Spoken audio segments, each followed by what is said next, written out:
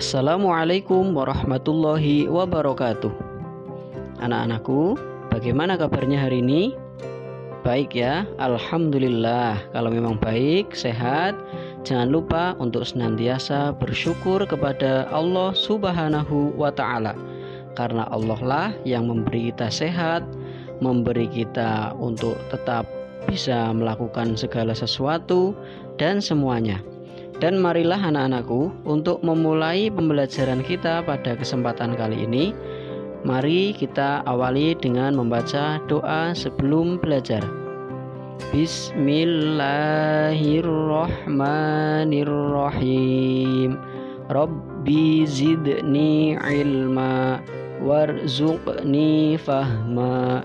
Amin ya rabbal alamin. Anak-anakku kelas 5, pada kesempatan kali ini kita akan masuk di pelajaran yang kedua, yaitu mengenal nama Allah dan kitabnya. Dengan subtema, mari mengenal Allah Subhanahu wa Ta'ala melalui Asmaul Husna. Dan sebagai tujuan pembelajaran pada kesempatan kali ini adalah 1. Mengimani adanya Allah Subhanahu wa Ta'ala. Yang kedua, mengimani adanya nama-nama Allah yang disebut dengan Asmaul Husna. Dan yang ketiga, mudah-mudahan anak-anakku mampu menunjukkan perilaku terpuji sebagai implementasi dari pemahaman Asmaul Husna atau nama-nama Allah yang baik.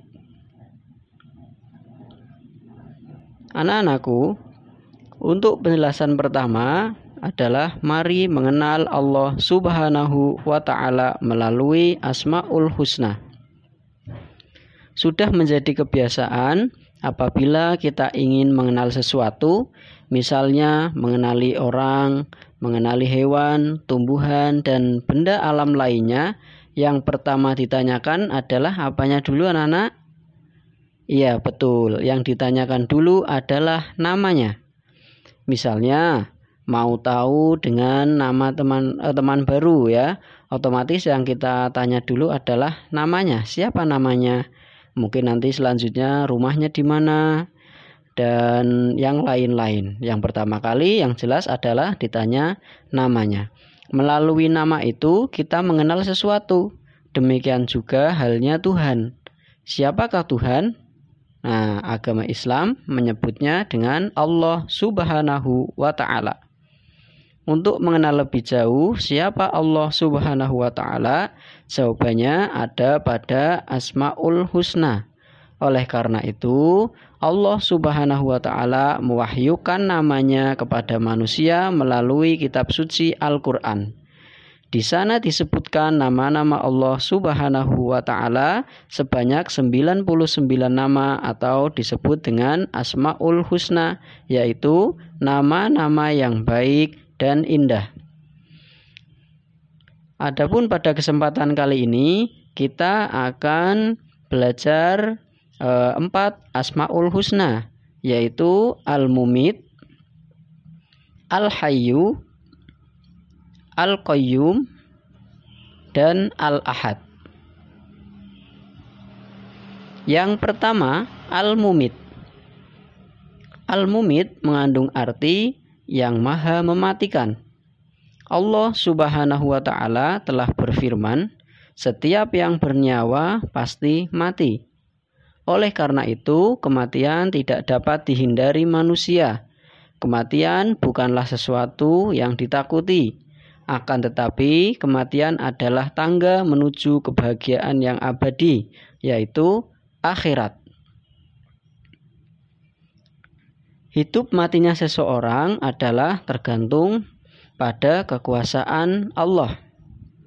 Dan ingat, orang yang meninggal karena sakit, karena kecelakaan, dan karena sebab yang lain, ingat bahwa itu adalah hanya perantara, hanya penyebab.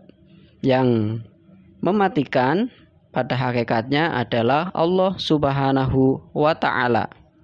Jadi jangan sampai kita berpikir seseorang mati atau meninggal gara-gara sakit ini, gara-gara sakit itu, gara-gara kecelakaan, coba kalau tidak kecelakaan, dan lain-lain.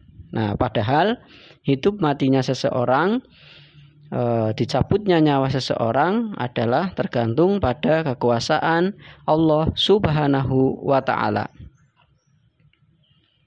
Dan yang kedua adalah Al-Hayyu, yang artinya yang maha hidup. Al-Hayyu mengandung arti bahwa Allah Subhanahu wa ta'ala hidup kekal selamanya. Pada pelajaran di kelas-kelas sebelumnya, kita sudah mengenal bahwa Allah itu kekal dengan mempunyai sifat wajib, yaitu baqo. Allah Subhanahu wa ta'ala hidup kekal selamanya dan yang memberi hidup makhluknya. Hidup atau mati ada di dalam kekuasaan Allah Subhanahu wa ta'ala. Contoh, berapa banyak orang yang sedang mengalami sakit berat, tapi Allah masih berkehendak memberikan kesempatan untuk hidup. Sebaliknya, sering kita melihat orang tidak sakit, kondisi dalam keadaan sehat walafiat, tiba-tiba saja terdengar sudah meninggal dunia. Penyebabnya bermacam-macam.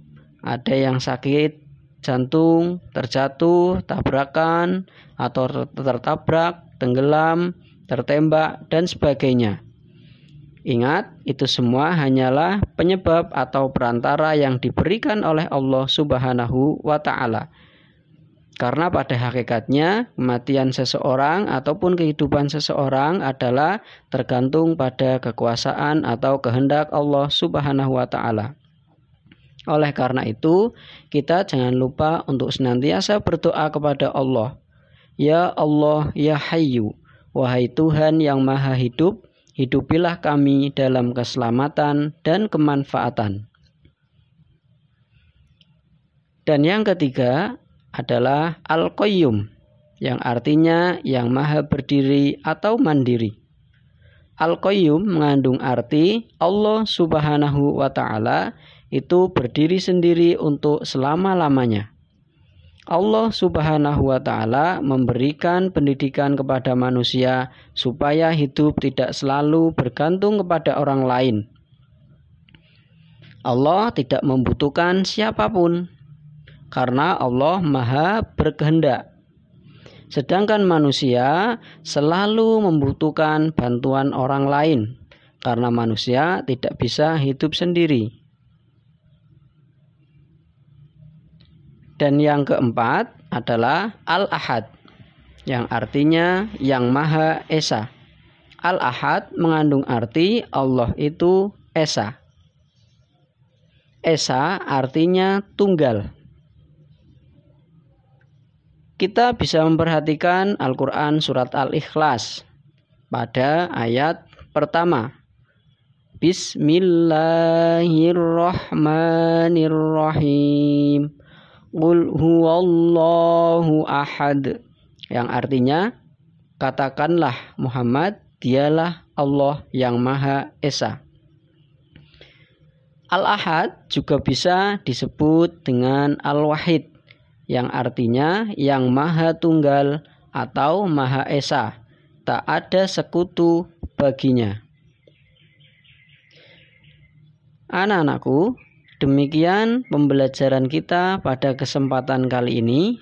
Mudah-mudahan bisa dipahami dengan baik dan bisa menambah khazanah keilmuan kita, sehingga anak-anakku mudah-mudahan senantiasa semakin menjadi anak yang soleh dan solehah. Dan untuk tugas pada pembelajaran kali ini, silahkan anak-anakku merangkum materi yang ada di dalam video ini, ditulis di buku catatan PAI masing-masing. Tidak usah banyak-banyak, cukup 10-15 baris saja. Kemudian hasilnya dipoto dan dikirimkan ke WA grup kelas PAI, ya, WA grup PAI kelas 5 AB. Untuk batas akhir pengiriman kami tunggu hari ini, hari Kamis tanggal 12 Agustus 2020 sampai dengan nanti malam jam 21.00 atau jam 9 malam. Demikian, Pak Guru mohon maaf jika ada kesalahan dan tutur kata yang kurang berkenan. Billahi taufiq wal hidayah. Wassalamualaikum warahmatullahi wabarakatuh.